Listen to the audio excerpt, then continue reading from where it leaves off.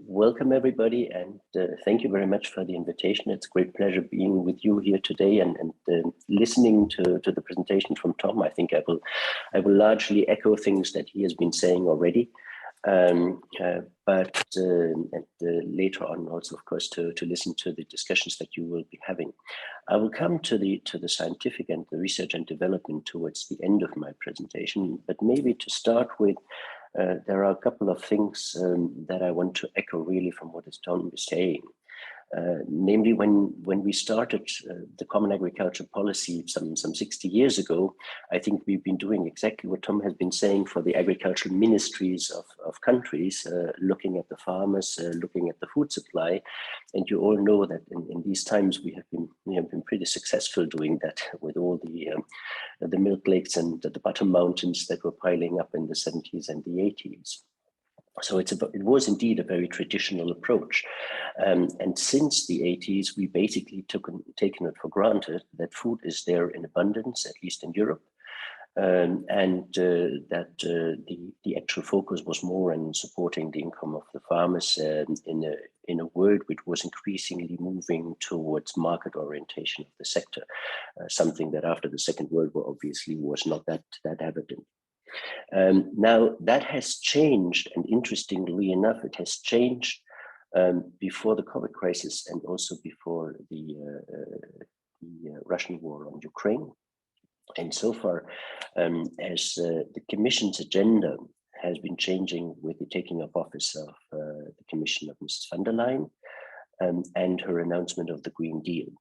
And I think what we heard from Tom in terms of food systems, a sort of much more integrated approach, is something that you heard from us, so to speak, from the late 2019 and early 2020, when the Commission was saying we are going exactly in that way. We need to move away from what we sometimes disrespectfully call silos and have a more integrated view and approach towards the systems, which was then laid out in spring 2020 in our Farm to Fork strategy, which indeed has many elements far beyond the Common Agricultural Policy. We are looking at nutrition, we are looking at supply chains, we of course are looking a lot of environmental and climate change and so on and so forth.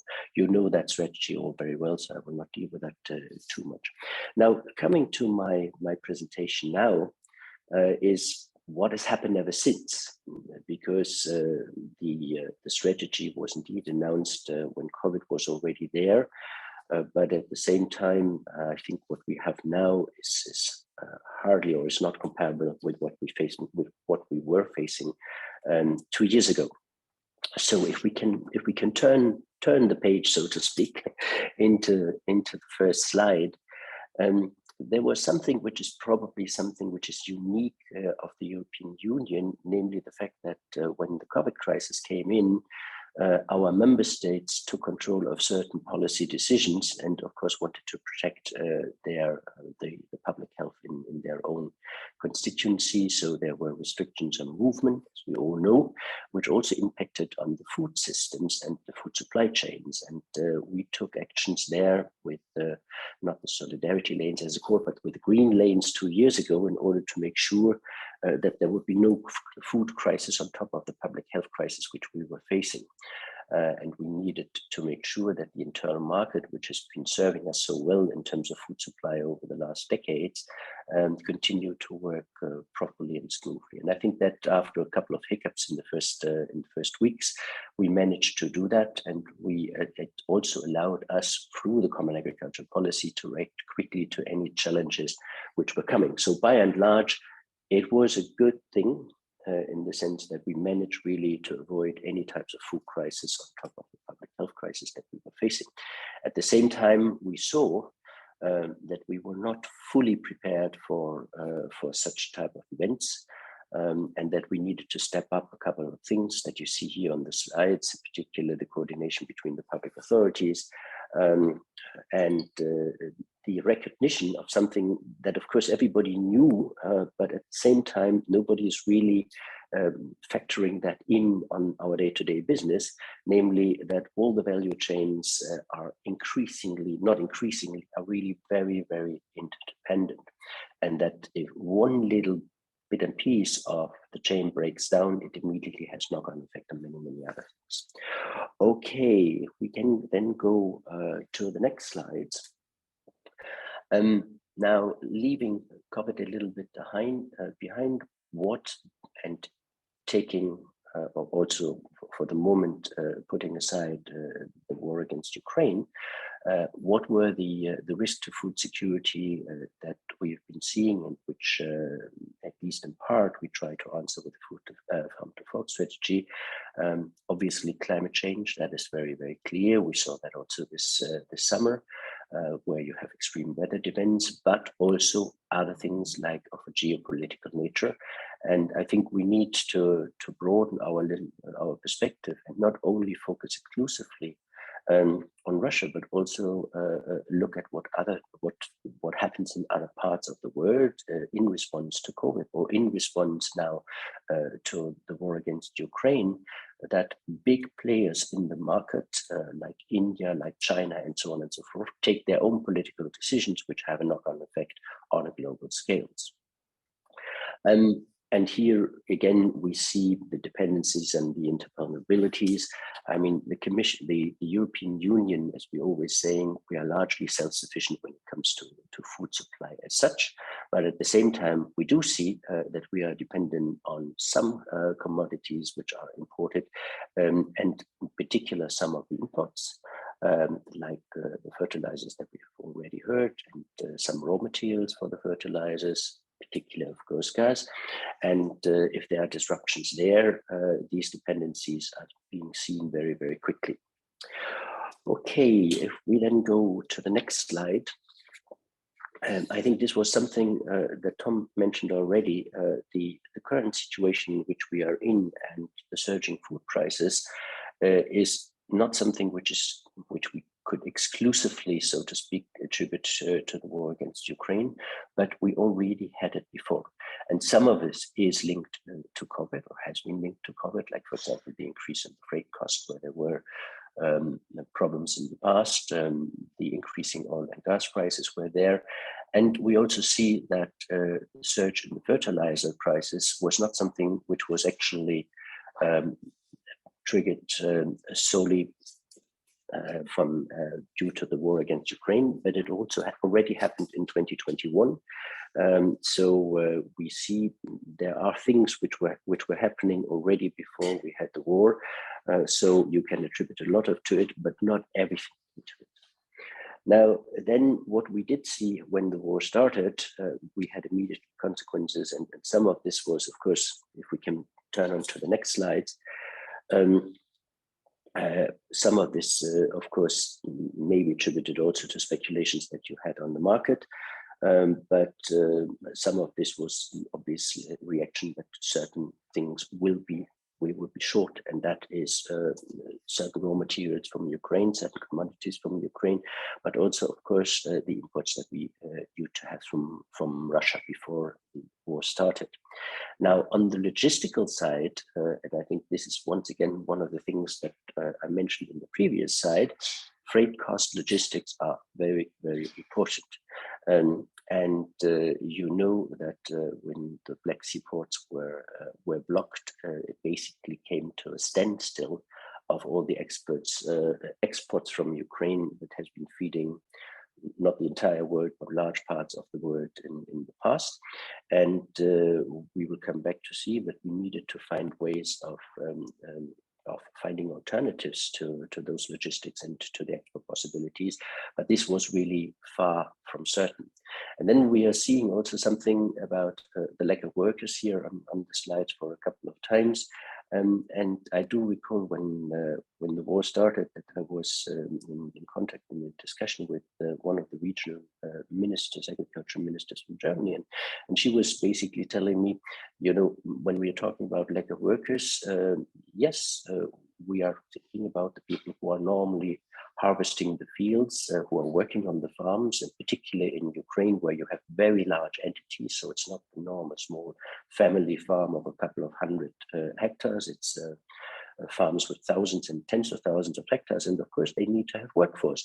But the workforce was all being dragged into the army and to fight against Russia. So there was a serious lack of workers, in particular at the beginning of the war. And then the people who were running the farms were saying, what can we now do? Without the workers, even with the big machines, we cannot do what we are supposed to do, and we cannot harvest and let alone export. And the food security considerations that you see here, Northern Africa and Middle East, was something which came to the forefront at the very beginning, because the EU, as I said before, has always been working with a narrative that food availability is not an issue in the EU, because we are largely self-sufficient, with the big caveat subject to certain specialized commodities. So inside the EU, it was more an issue about food affordability, at least at the beginning, and I think even now. But at the same time, we saw that there were food security considerations, so availability considerations in the traditional export markets of Ukraine, Northern Africa, and Middle East. And there, the European Commission very quickly, namely in March 2022, came forward with a big communication on food security. And I will come back to that in a little bit more into detail later on. But I would want here to quote one sentence, which I think was very good and was very important to got that into the communication, namely stating that it is fundamental from a geostrategic point of view that the European Union contributes to covering the production gap to address the expected global shortage in wheat.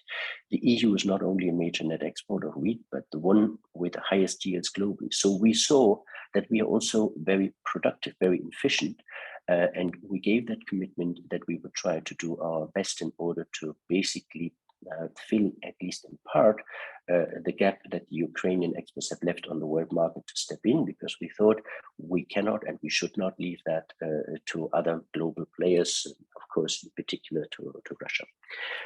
Okay, if we then pass on to the next slide, please. Even before the war started, we draw the lessons from the. Sorry, can you go one further? I think, yeah, sorry. I think the other one was largely in relation with further details to the slide that I mentioned before.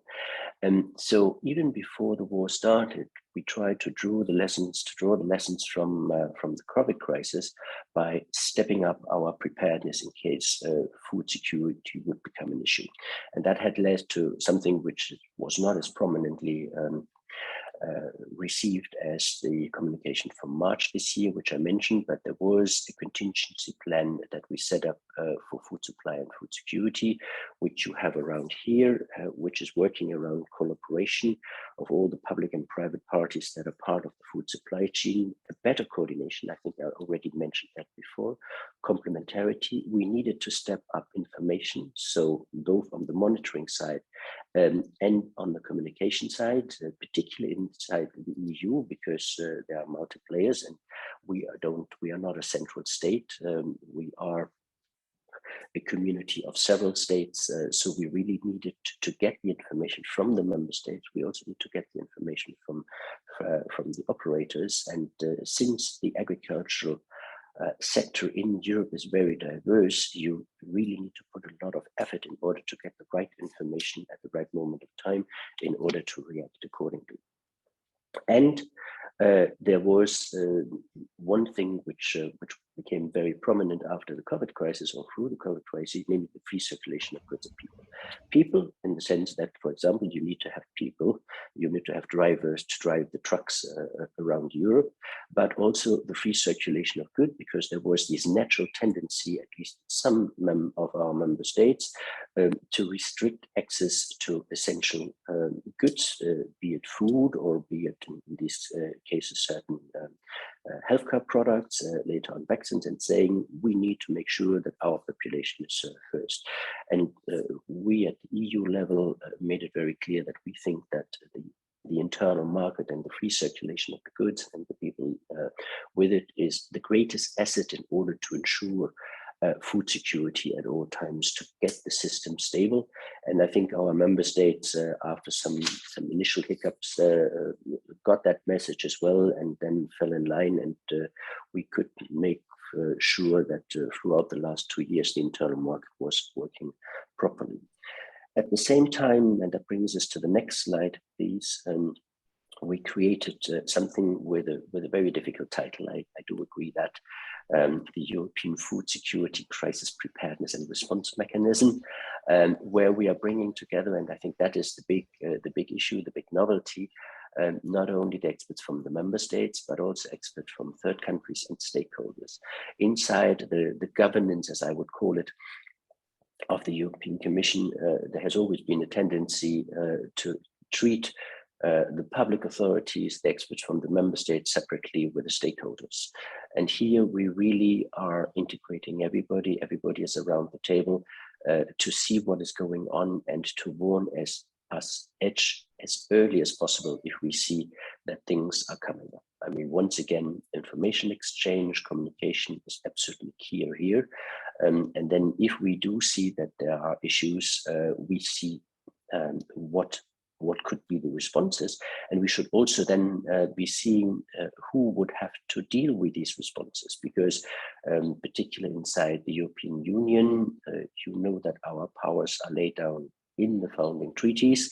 So if we see that we can act and we have the power to act, we would be doing that at EU level. But sometimes things can and have to be dealt with also at the level of the member state, and of course at the level of the operators as such.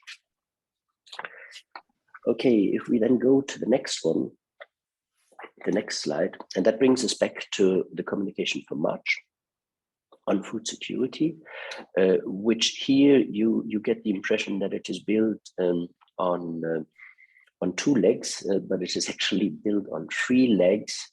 But the catchword, the key is what do we do in terms of short term and what do we do in terms of medium to longer term.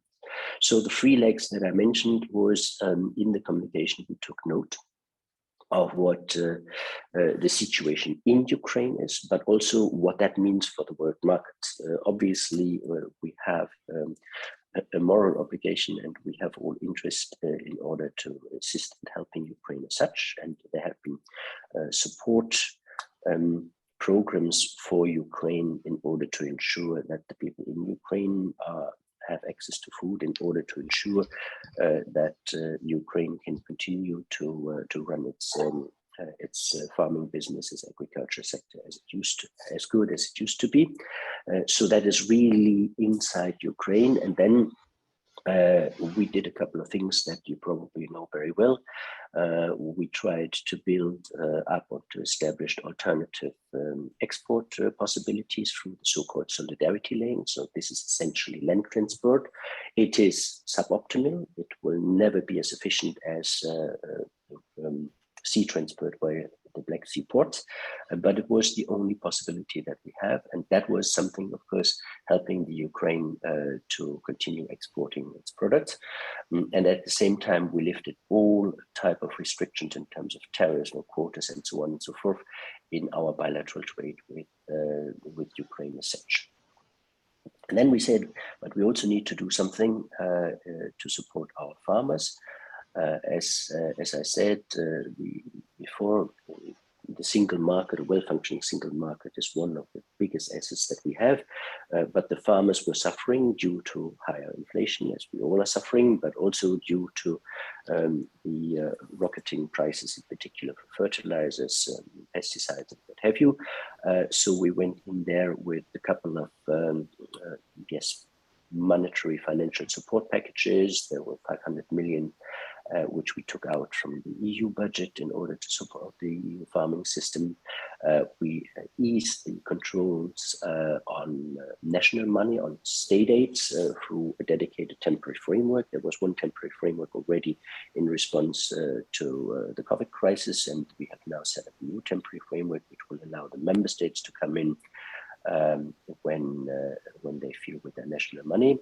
There were things about reducing VAT and so on and so forth, but probably the biggest issue and the most sensitive one, in light of the long-term objective of the European Union to move towards climate neutrality by 2015 and to implement the Green Deal, was would we do away with certain restrictions or certain obligations that farmers have to respect, which are beneficial to the environment and to the climate.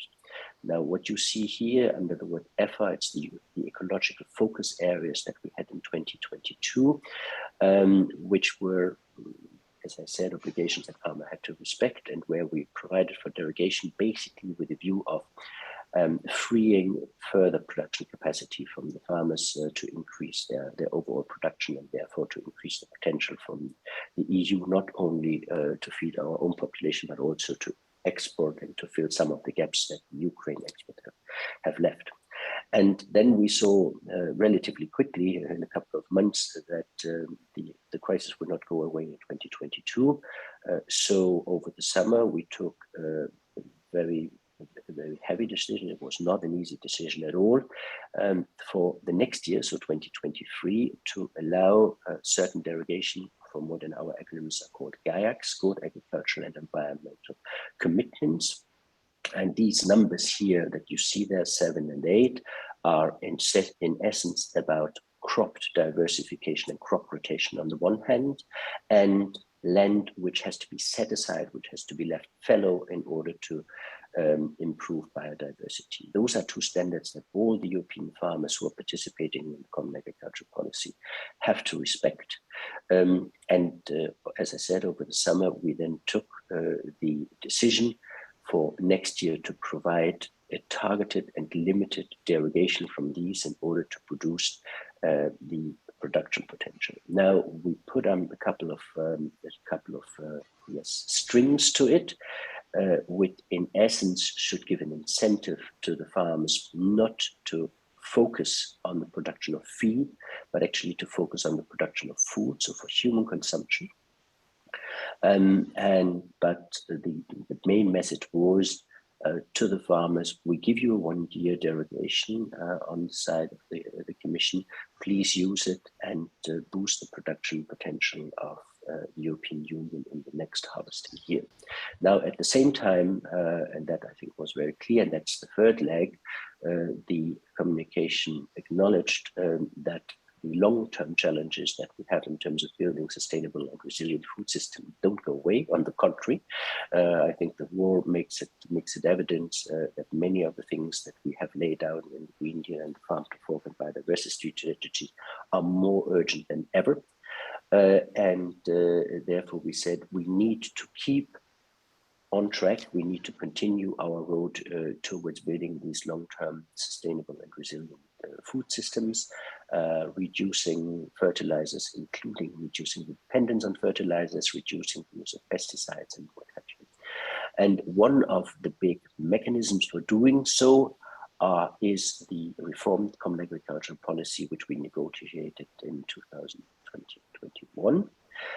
Which is now centered around what we call a new delivery model, where we are giving our member state much more flexibility and subsidiarity to design the support for their agriculture sector in view of their own needs. So all the member states have more flexibility than they used to have under the CAP, but they need to identify their actual needs, the needs of their farming sector, and then they should target with a number of interventions which are financed from the EU budget, the farmers who are most in need.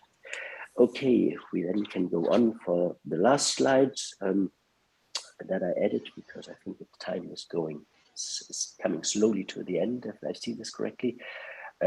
Now, what is the role of R&D? I don't have to tell you, you are much more familiar with all of this than I'm. It is really a key enabler to achieve the food security and Green Deal in the longer term. It is very important, and we will come with the following slide. One issue which is very high on the agenda and very contentiously on the agenda, that's the new breeding techniques, which is part of this overall package. But of course, there are many other things like precision farming, for example, which can reduce the use and dependence on pesticides and so on and so forth. Now, we do have a multi-billion program for that. That is Horizon Europe. With that, we are supporting research and innovation in many areas, but of course also in the area of agriculture. And what we are seeing here, and this is something when I was discussing with my colleagues the preparation of the slides, what can we do in terms of short term? And that, of course, is one of the biggest challenges, and probably something where I would be very interested in our discussions to hear what you are thinking about it. Can research and innovation react to these very short-term challenges and change circumstances? And how could it do? Because research takes time.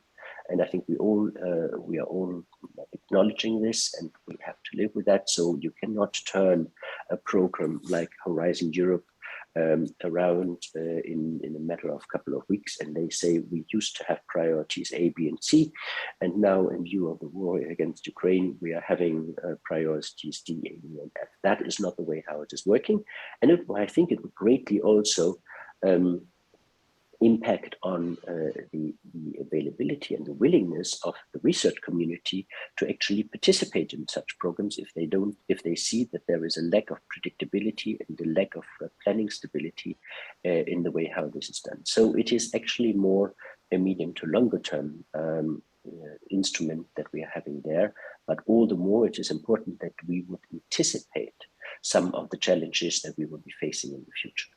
And then I think that brings me not only to 30 minutes, but also to the last slide in my presentation, where you see here some of the figures that we are having in terms of support for some of the very practical projects that we are supporting under Horizon 2020 and Horizon Europe in the future.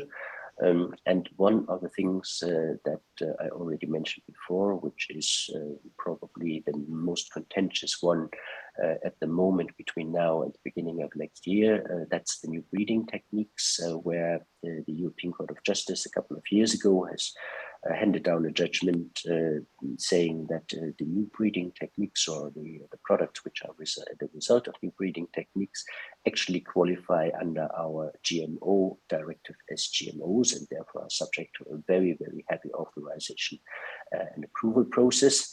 And of course, the sector, the farming sector, says that that is not warranted from a scientific and point of view, but it is also hampering the innovation in Europe and the possibility to react to things like extreme weather events or to react to the need of using pesticides and so on and so forth.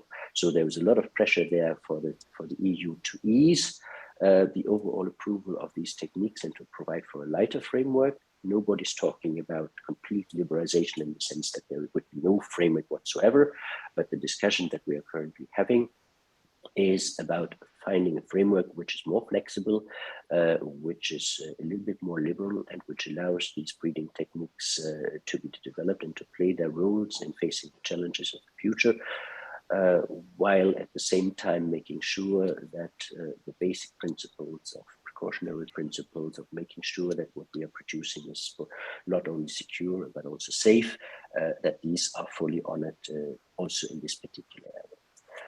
I think I can leave it with that. Once again, thank you very much for your attention, and I'm looking very much forward to the discussions in the rest of the morning. Thank you.